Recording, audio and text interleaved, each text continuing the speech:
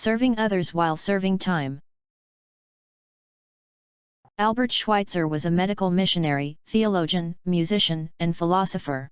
In 1896 he made his famous decision that he would live for science and art until he was 30, then devote his life to serving humanity. True to his vow, despite an international reputation in music and theology, he began to study medicine in 1905. He became a medical doctor in 1913, and set out with his newly married wife to set up a hospital to fight leprosy and sleeping sickness in Africa, where he remained for the rest of his life. He was awarded the Nobel Peace Prize in 1952. He once said, "The only ones among you who will be really happy are those who have sought and found how to serve others." After being released from a holding cell without a bed, I was shown to my bunk. I was scared, angry, and upset, mostly with myself. I was assigned a top bunk, in a group of 4 other double bunks. They were squeezed in a small alcove outside some cells. The prison was overcrowded with nearly 1,000 prisoners in a facility meant to hold less than 400. I arrived at 1:30 in the morning, and collapsed in exhaustion, despite the bright overhead lights. At 6 a.m. we were awakened for breakfast, a small box of cold cereal, milk, and Kool-Aid. In the bunk below was a man in his mid-30s named Fred. He spoke in street language, but also had a speech impediment. Fred asked me, "What for they got's an old man likes you up, dear?" "I guess it was the only bunk available," I answered. "We see 'bout dat," he said, and left me wondering what he had in mind as he walked purposefully down the stairs to the tier below. He came back a few minutes later, and informed me that one of the other inmates in our alcove was moving to another module that day and I would be moving into a bottom bunk. Later, I found out most inmates have to wait several months before moving to a bottom bunk. Fred also got me an extra pillow and blanket.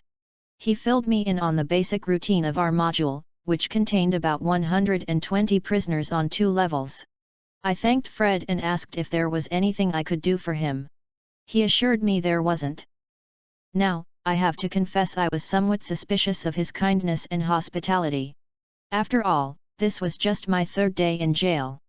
He didn't seem a likely candidate to make any undesired advances, and I couldn't imagine what else he might want from a 56-year-old man. My sarcasm quickly went away when I began to understand what Fred wanted most was order, in the midst of chaos. He made certain our little alcove was always clean and neat, no one stole anything, and we got extra treats from time to time. This crack addict and dealer from the streets of Oakland was a superb manager of his environment. Fred, through his numerous experiences in prison, learned that serving others was a satisfying way to serve time.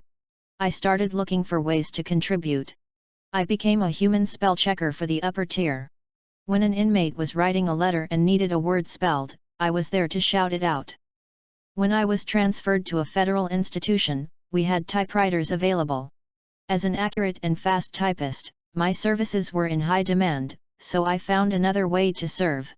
I became friendly with Jihad X, the Nation of Islam minister and inmate, who was gifted, though not a professionally trained speaker. I shared some of my 25 years of experience as a professional speaker with him.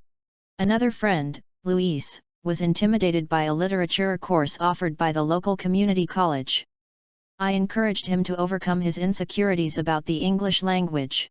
He in turn helped me learn some Spanish. I did these things because they took me out of myself and out of my own difficult situation. They also empowered me. I became powerful because of those I served. Although I'm serving time in prison, I can still encourage and support other human beings. There's nothing more spiritually rewarding and satisfying on this planet than loving and serving all of our neighbors.